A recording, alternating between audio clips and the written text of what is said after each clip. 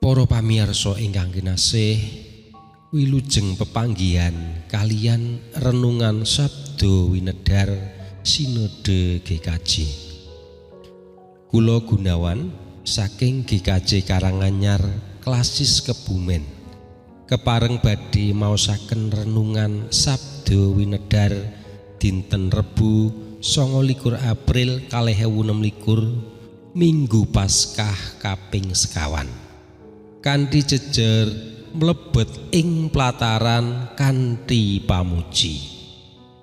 Ayat nas saking Jabur 100 ayat sekawan.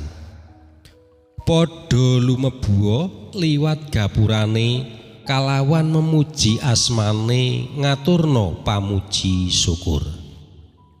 Para sedherek ingkang kinasih, ayat sekawan nyerat bilih umat sami mlebet ing gapuranipun Gusti kalawan memuji asmanipun lan lumebet ing plataranipun kanthi kidung pangalembana ngaturaken syukur lan ngluhuraken asmanipun Gusti.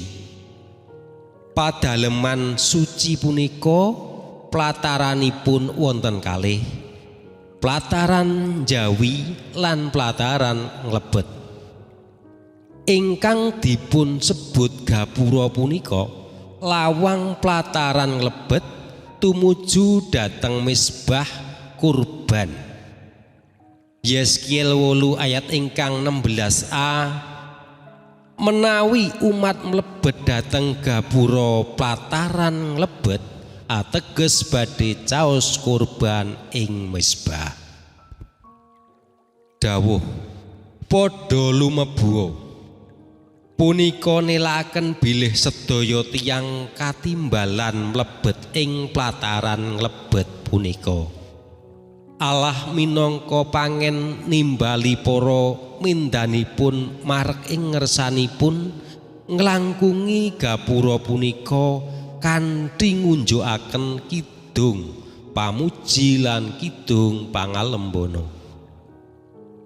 Pamujining umat ingkang jejer menda punika nélakaken anggenipun caos pakurmatan dumateng Sang Pangeran awit kasainanipun lan kasetyanipun.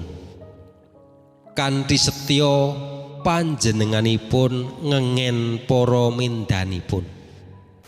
Para mindanipun ngraosaken tentrem lan ayem wonten ing pangayoman lan pangrimatipun Sang Pangen. Ing wekdal punika kita para minda kagunganipun Gusti ugi katimbalan lumebet dhateng ing padalemanipun celak kalian panjenenganipun.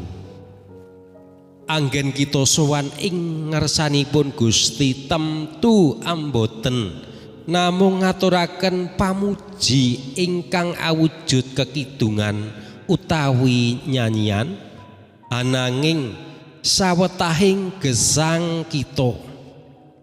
Gusti Yesus sampun ngurbanaken sariranipun kangge kita para mindanipun.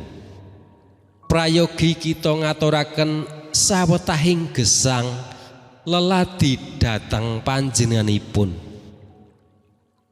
Punika ateges kita katimbalan ngaturaken punapa ingkang kita gadahi. Peparinganipun Gusti punika kita aturaken dumateng panjenenganipun minangka sarana murih kabanguning pasamuan.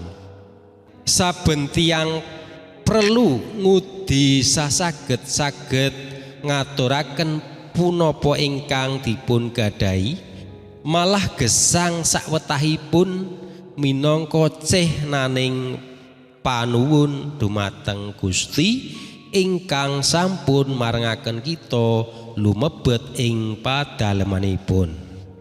Amin.